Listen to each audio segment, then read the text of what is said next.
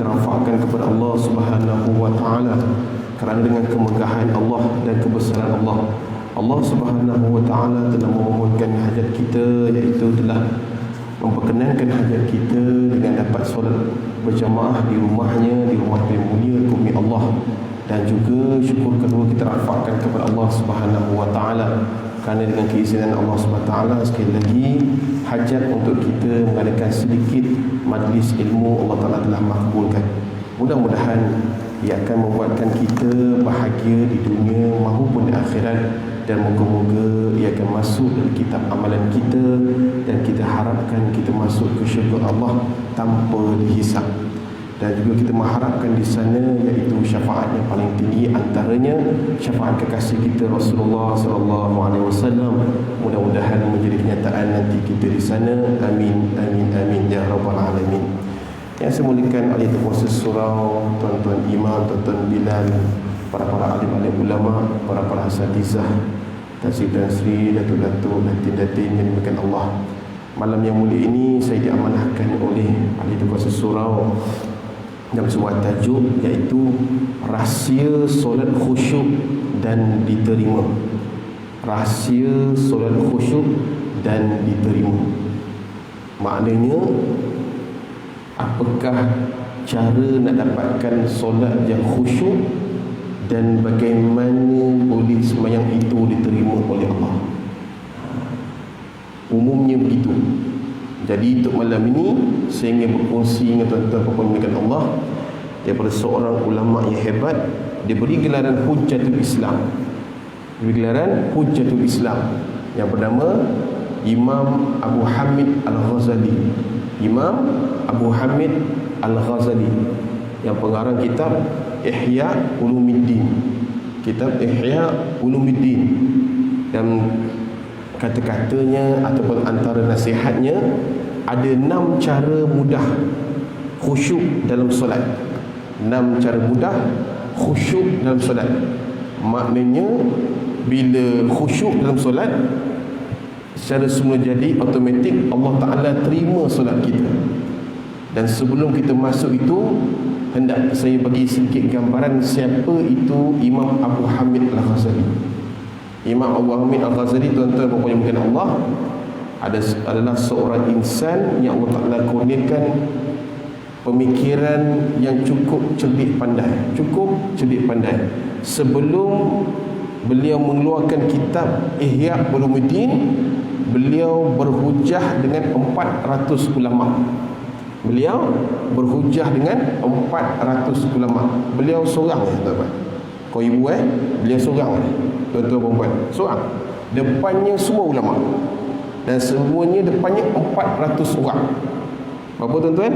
400 orang. Selesai mereka semua dah habis, baru mereka setuju untuk memberikan keizinan kepada Abu Hamid Al-Ghazali untuk mengarang kitab Ihya Ulumuddin. Nampak tak? Ni tuan. Ini ya Hujjatul Islam Syekh Abu Hamid Al-Ghazali. Itu tuan-tuan dah kenal ni, maka tanamlah dalam hati tu supaya sayangkan dan cinta kepada ulama. Sama tuan. Saya bagi sebagai pengenalan mukadimah 6 cara mudah khusyuk dalam solat. Beliau mengatakan, Imam Ghazali menggariskan 6 cara, iaitu yang pertama, hudur al-qalb.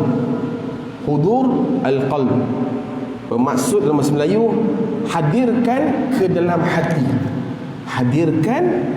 dalam hati. Huraiannya yang mudah, hendaklah berusaha membuang semua perkara duniawi yang tidak berkaitan dengan solat dan tidak ada hubungan dengan Allah.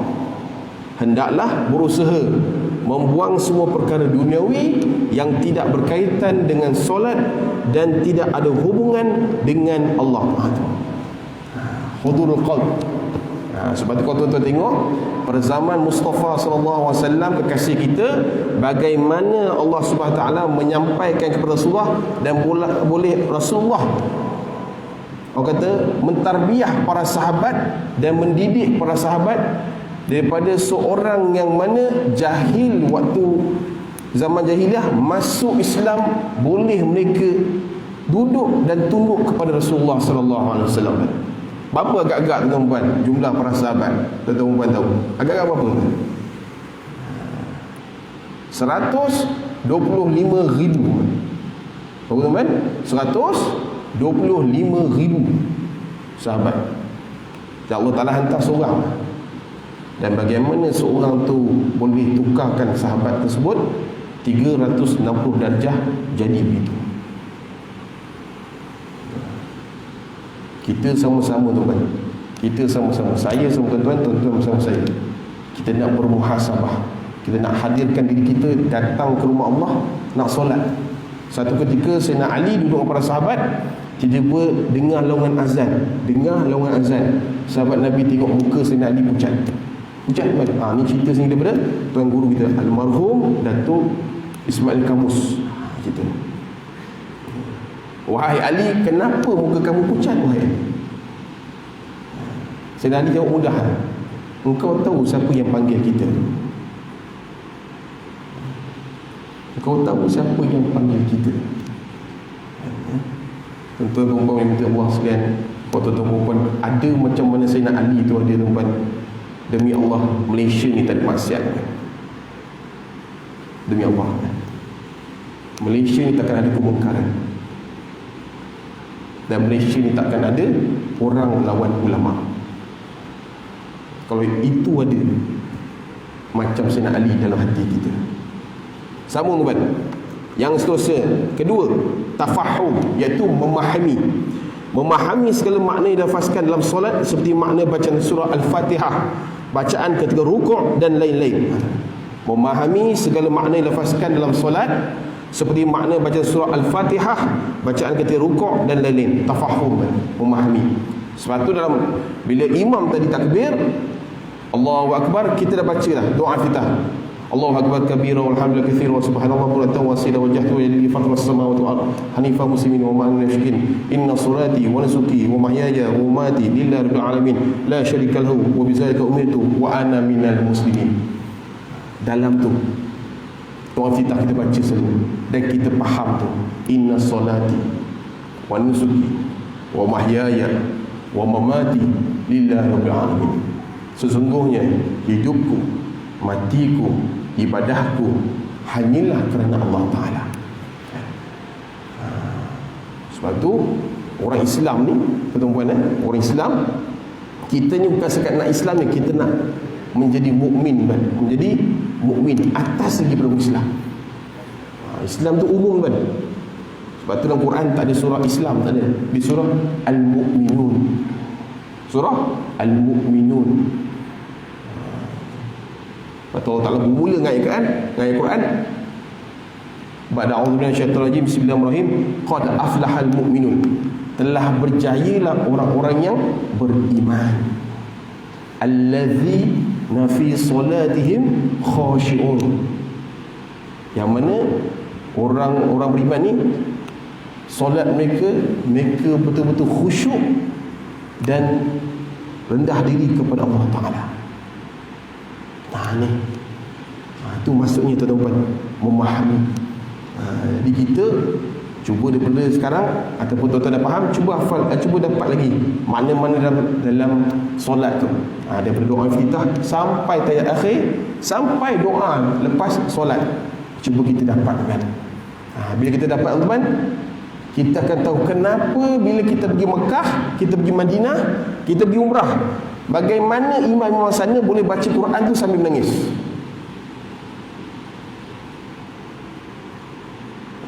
Bagaimana mereka boleh sampai ayat neraka jahanam, mereka meraung. Syekh Sudais macam mana? Syekh Shuraim macam mana? Syekh Said Al-Ghamidi macam mana?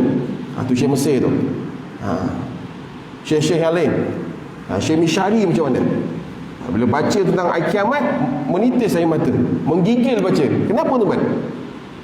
Ada penghayatan dalam jiwa mereka kan. Lepas tu tuan-tuan tadi baca, bila dengar ayat Quran dari imam baca, rasa tak? Rasa tak imam baca dia? Siapa rasa Alhamdulillah. Siapa yang tak dapat ni, cuba kita belajar. Cuba menghayati macam mana imam baca ayat Quran tu. Supaya bila kita sembahyang tuan, ada nikmat solat. Sebab tu ada sebuah kisah zaman Sayyidina Umar bin Abdul Aziz, seorang imam bimbing jemaah belakang, bila baca tumbang. Cukup seminggu Allah Taala panggil pulang. Sebab apa tuan-tuan? Sebab imam tu baca ayat mengenai hari kiamat, menggigil dia, tumbang. Cukup seminggu Allah Taala panggil pulang. Kesan kita cuba buat, kita cuba azam diri kita dapatkan yang tu, penghayatan. Jadi perlukan perlahan-lahan memahami tu tafahum apa yang kita baca dalam solat dan sebagainya. Yang seterusnya at-ta'zim, iaitu mengagungkan Allah Ta'ala. Ta'zim iaitu mengagungkan Allah Ta'ala. Berasa diri kita sangat kerdil dan hina di depan Allah yang Maha Agung. Rasa diri kita ni kerdil, sangat kerdil dan hina di sisi Allah Ta'ala. Itu kan. Bila kita ada sifat itu kepada Allah Ta'ala, sebab tu kita nampak kisah-kisah kehebatan orang Islam zaman dahulu sehingga sekarang, macam mana mereka boleh jadi hebat, macam mana mereka boleh jadi hebat. Sultan Muhammad Al-Fatih macam mana buka tu Constantinople tu, macam mana tu? Tengok sejarahnya. Takkan buka begitu kan? Tak ada. Takkan orang berjaya tanpa ditanamkan daripada hati akal umbi tu daripada awal. Bagaimana ayahnya menanamkan diri dia dalam hidup, tak pernah tinggalkan sembahyang malam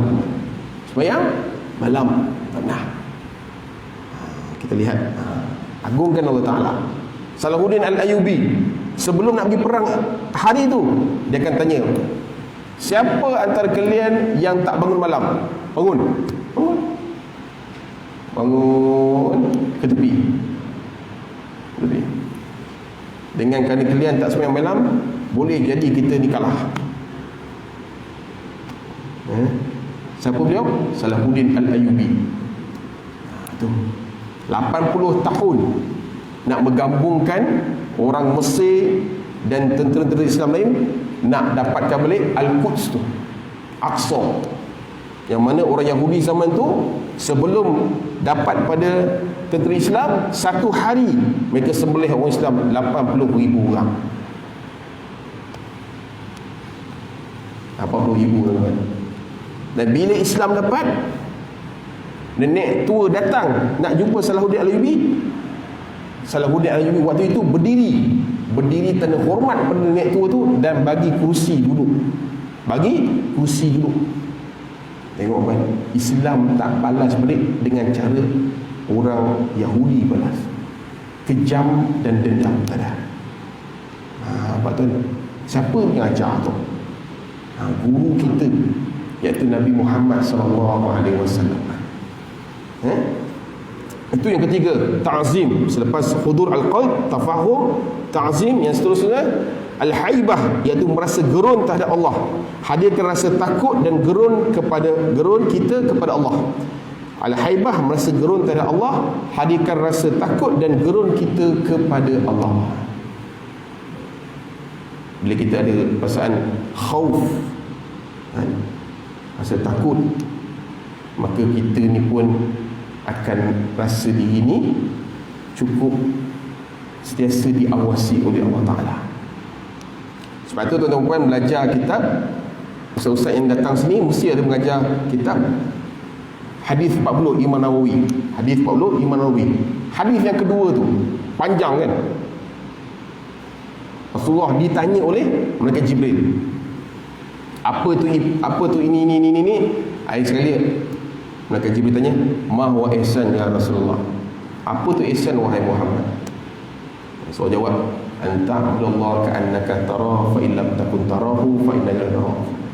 Allah, kamu menyembah Allah seakan-akan seolah-olah kamu nampak Allah Ta'ala. Kita nampak seolah-olah ada pada kita. Sekiranya kita tak nampak Allah Ta'ala nampak kita. Sekiranya Allah Ta'ala nampak kita, Allah Ta'ala nampak kita.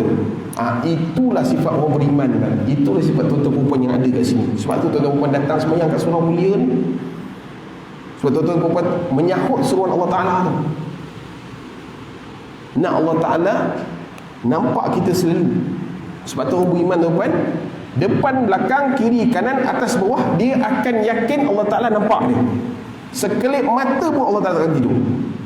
Tu orang beriman. Dia akan perasan begitu. Dia tak berani nak buat dosa. Kat mana dia duduk, dia tahu apa, semua ni Allah Ta'ala punya. Tak ada satu pun selain daripada Allah. Sebab tu dia takut nak buat maksiat, teman. Kita ni takut nak buat maksiat. Takut nak buat kemungkaran kepada Allah, memfitnah Allah, memfitnah orang, mengadu domba, membuka aib orang, menjatuhkan air muka orang, mencantas orang. Apa lagi? Membuatkan rezeki orang tu tersangkut. Kita tak ada. Kita jangan, teman. Ramadan datang, teman. Dulu Ramadan sebelum ni kita dah baik dah. Yang datang ni, yang kita tengah berada ni, kita nak lagi baik, lagi baik dan lagi elok. Biar sampaikan balighna lailatul qadar. Sampaikanlah kami ke malam Lailatul Qadar. Minta, teman. Minta. Kita nak lebih baik. Yang sifat-sifat yang tak patut jadi kat kita tu, buang habis. Buang habis. Orang yang paling rapat mengaku dan syurga nanti adalah orang yang paling baik akhlaknya. 10% tu. Orang yang paling rapat mengaku dan syurga ni orang yang paling baik akhlaknya. Apa? Tan Sri ke, Datuk ke, Datin ke, YB ke, Nazir ke, Timbalan Nazir ke, pengusi ke, mana-mana ni dapat jawatan yang elok ni, dia khidmat betul orang. Dia khidmat betul orang, khadam betul. Tak adalah amalan banyak pun, tak ada banyak, tapi dia cukup baik dari segi hormat orang, dari segi hormat orang, dari segi bahasa orang, cukup baik, orang sayang dia. Rasulullah dah janji dah, orang yang paling rapat mengaku dan syurga ni adalah orang yang paling baik akhlaknya, dan dia akan bersama mengaku Rasulullah kepada ni. Rapat tu. Yang kena dapat. Apa lagi kita nak? Apa lagi yang kita nak? Sebab tu hebatnya Islam di dunia ni bukan kerana hebat teknologi semata-mata, dah.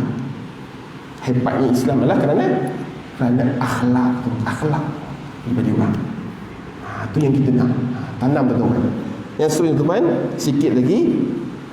Ar-Raja, berharap kepada Allah, sentiasa menaruh harapan agar amalan solat kita akan terima oleh Allah SWT. Ar-Raja, berharap sangat kepada Allah. Minta, ya Allah, terimalah segala apa ibadah yang aku lakukan, semuanya kerana-Mu, ya Allah. Tolong, ya Allah, jangan Engkau tolak amalan aku ni. Dan aku tahu dan saya tahu sesungguhnya ada maksiat, ada kemungkaran, ada keaiban yang saya buat. Saya minta maaf kepada-Mu, ya Allah. Tolonglah terima, ya Allah, tolong. Niat tuan-tuan, minta kepada Allah Ta'ala, ya Allah, berikan kepada saya ini peluang yang kedua. Berikan kepada saya ini, ya Allah, peluang yang kedua. Berikan. Minta tuan-tuan, minta. Ramai antara kita, orang dekat kita, orang yang rapat dengan kita, orang yang kita kenal, yang selalu bergurau sendiri kita, menangis dengan kita, Allah Ta'ala panggil pulang. Allah Ta'ala panggil pulang. Kita Allah Ta'ala bagi. Kawan saya umur 39 tahun, 39 tahun meninggal kanser usus. Masuk Selasa, Khamis Allah Ta'ala panggil. Tak sempat nak bau Ramadan, Syaban dia panggil. Kita ada begitu, tanam azam, tekad dalam hati, niat nak betul-betul minta Allah Ta'ala, iaitu peluang yang kedua, dan minta Allah Ta'ala tutupkan keaiban kita, dan minta orang yang tahu keaiban kita tu biar mereka lupakan saja apa yang kita pernah lakukan dosa. Minta kan? Sebab kita malu kan, kita malu bila orang cakap kiri kanan depan belakang, satu kampung, satu daerah cakap pasal kita, malu kita. Minta kan? Yang terakhir, tuan-tuan yang berkat Allah, al-haya, iaitu malu. Hadirkan rasa malu kepada Allah atas kekurangan dan kelemahan diri kita. Hadirkan rasa malu kepada Allah atas kekurangan dan kelemahan diri kita. Al-haya, betul-betul. Rasa malu kepada Allah. Malu sangat kepada Allah. Sesungguhnya saya ini malu kepada Allah. Saya tahu saya ini dhaif, saya tahu saya lemah, saya tahu saya kikir di sisi-Mu, ya Allah. Tapi janganlah engkau menepikan saya ini ya Allah. Janganlah engkau tidak melihat saya ini ya Allah. Janganlah ketepikan amalan saya ini ya Allah. Janganlah engkau buangkan ibadah baik saya ini ya Allah. Janganlah engkau biarkan begitu saja ya Allah. Tolonglah saya ini ya Allah. Ada perasaan malu kepada Allah. Al-haya' minal iman. Hadis Rasulullah itu malu itu adalah daripada iman. Fa in lam tastahil fasna' ma syi'ta. Rasulullah pesan, sekali kamu tak malu, buatlah apa kamu suka. Malu tu sifat orang beriman. Jadi kita tuan-tuan, saya khusnuzon kepada tuan-tuan, sangka baik saya kepada tuan-tuan, tuan-tuan perempuan mempunyai sifat malu yang cukup tinggi. Mempunyai sifat malu yang cukup tinggi. Maka peliharalah baik-baik, jagalah sebaik-baiknya, dan tuntutlah ilmu cara macam mana yang dipandukan oleh syariat dalam agama. Kena tuntutkan. Baru kita akan duduk di muka bumi Allah ni dengan yang Allah Ta'ala redha. Itu saya tuan-tuan, daripada saya insan yang kerdil ni, lagi banyak dosa kepada Allah. Ada rezeki lagi kita bertemu dengan Allah SWT. Mudah-mudahan Ramadan tahun ni tuan-tuan, Allah Ta'ala sampaikan tuan-tuan di malam Lailatul Qadar. Doalah tuan-tuan sampai Lailatul Qadar, dan mudah-mudahan kita semua Allah Ta'ala terima ibadah kita di bulan Ramadan ini, dan mudah-mudahan kita sampailah ke akhir Ramadan, kita beraya pun dengan beraya dalam kerinduan kita kepada Ramadan, dan juga seterusnya kita akan lazimkan kita sesi datang di surah Al-Mukhlisin yang mulia ini, solat fardu, dan serta mendengar pengajian ilmu. Moga-moga ia membawa kita ke syurga Allah SWT. Aku qouli hadza wa astaghfirullahal azim lakum. Wassalamualaikum warahmatullahi wabarakatuh. Bismillahirrahmanirrahim. Rabbana atina fid dunya hasanah wa fil akhirati hasanah wa qina adzabannar. Walhamdulillahirabbil alamin. Taqabbalallahu minna wa minkum taqabbal ya karim.